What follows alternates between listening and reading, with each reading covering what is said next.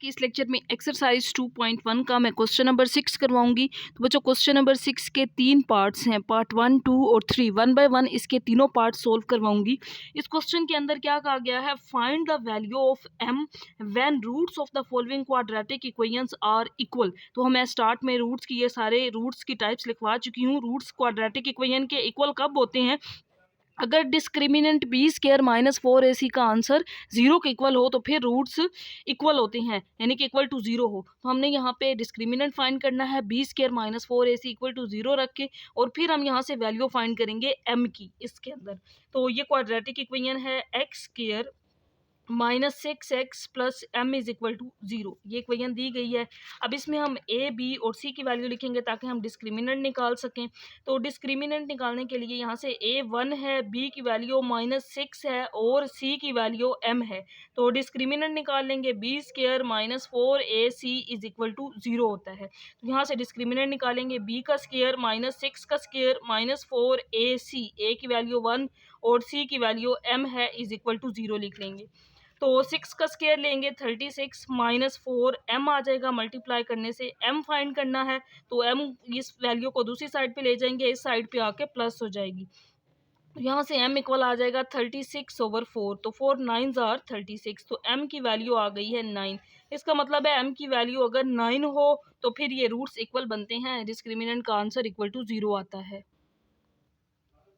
इसके बाद part number 2 है, इसमें equation m square x square plus 2m plus 1 into x plus 1 is equal to 0 है। तो इसमें भी हम डिस्क्रिमिनेंट फाइंड करेंगे। a की वैल्यू m स्केयर है, b की वैल्यू 2m प्लस 1 है और c की वैल्यू 1 है। तो यहाँ से डिस्क्रिमिनेंट निकाल लेंगे b square -4ac is equal to 0, क्योंकि क्वेश्चन में बताया गया था रूट्स इक्वल हैं इस वजह से। तो वैल्यूज पुट कर देंगे। b का स्केयर, b की वैल्यू है 2m प्लस 1, इसका स्केयर -4ac, a की वैल्यू m स्केयर और c की वैल्यू 1 है इज इक्वल टू 0। अब यहाँ पे बच्चों बन गया है a प्लस b का होल स्केयर। तो हमने यहाँ पे एक फार्मूला लगाना है, ये वाला मैं यहाँ पे लिख रही हूँ। a प्लस बी का होल स्केयर हो तो ये इक्वल होता है a square plus b square plus 2ab के, a square plus b square plus 2ab। तो यहाँ पे भी a प्लस बी का होल स्केयर है, तो 2m का स्केयर लेंगे तो 2 का स्केयर 4 हो जाएगा, m स्केयर b का स्केयर मीन्स 1 आ जाएगा, 2ab तो 2s आर 4m आ जाएगा, माइनस ये आ जाएगा 4m square is equal to 0।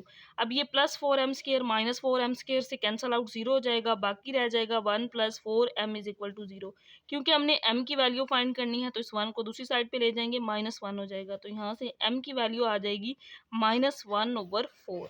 तो m की वैल्यू आ गई है -1/4। इस वैल्यू के लिए इसके रूट्स इक्वल होंगे, तो m की वैल्यू इसमें फाइंड करनी थी। इसके बाद पार्ट नंबर 3 है, इसमें भी सबसे पहले हम a की वैल्यू लिख लेंगे। एक्स स्केयर के साथ a की वैल्यू होती है, इसका कोफिशिएंट m+3 है। x के साथ b की वैल्यू होती है, ये m+1 है, और ये वाली वैल्यू है c की। तो रूट्स इक्वल हैं, डिस्क्रिमिनेंट का आंसर इक्वल टू 0 होगा, क्योंकि क्वेश्चन में बताया गया है रूट्स अगर इक्वल हों तो m की वैल्यू क्या होगी। अब इसके अंदर वैल्यूज पुट कर देंगे। m का स्केयर मीन्स m+1 का स्केयर, -4, a की वैल्यू m+3, फिर c की वैल्यू जो कि m+1 है इज इक्वल टू 0। अब यहाँ पे अगेन वही फार्मूला जो हमने पार्ट नंबर 2 में लगाया था, a प्लस बी का होल स्केयर, तो a square plus b square plus 2ab होता है। तो ये आ जाएगा m square plus 1 plus 2m, -4 इसी तरह लिख लेंगे, पहले इन दोनों को मल्टीप्लाई, फिर -4 को अंदर मल्टीप्लाई कर देंगे। तो m को m से मल्टीप्लाई करेंगे, m स्केयर आ जाएगा, m को 1 से करेंगे, m आ जाएगा, 3 को अंदर दोनों के साथ, तो ये 3m और 3 1s आर 3 आ जाएगा। अब -4 को अंदर मल्टीप्लाई करेंगे, लेकिन पहले इन दोनों को ऐड कर लेते हैं, ऐड कर लेंगे फिर मल्टीप्लाई करेंगे, m square plus 1 plus 2m -4 इसी तरह ये आ जाएगा m स्केयर 3 और 1 4m प्लस 3। नेक्स्ट स्टेप में अब -4 को अंदर मल्टीप्लाई कर देंगे, m square plus 1 plus 2m -4 m square आ जाएगा, -4 4s are 16m -4 3s are 12 is equal to 0। अब यहाँ पे पहले m स्केयर वाली भी दो वैल्यूज हैं, m वाली और फिर कांस्टेंट, इनको सिंप्लीफाई कर लेंगे।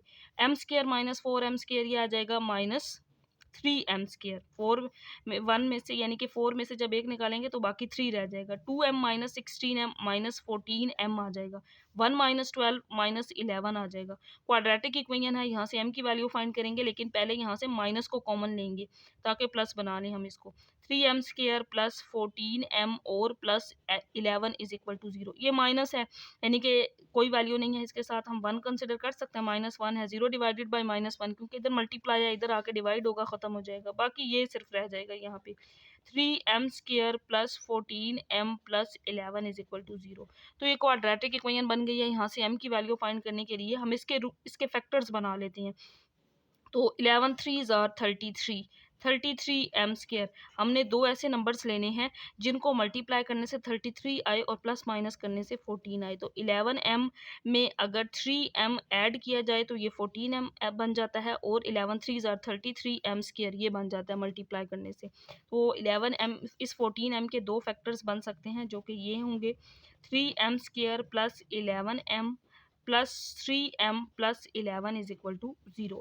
तो इन दोनों में से आप कॉमन लेंगे, m कॉमन आ जाएगा, यहाँ पे 3m प्लस 11 रह जाएगा। यहाँ से जस्ट 1 कॉमन लेंगे ताकि दोनों में सेम आ जाएं, और फैक्टराइजेशन का ये रूल होता है कि अगर ये दोनों सेम बन जाएं तो इट मीन्स फैक्टर्स ठीक होते हैं।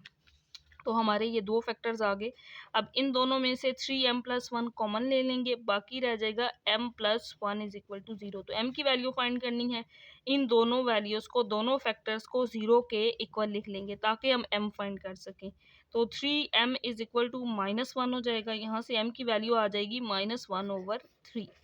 और यहाँ से जब 1 को दूसरी साइड पे ले जाएंगे -1 हो जाएगा, m की ये वैल्यू आ गई -1। तो इस क्वेश्चन के अंदर m की दो वैल्यूज़ हैं, इन दोनों वैल्यूज़ के लिए इसके रूट्स इक्वल होंगे।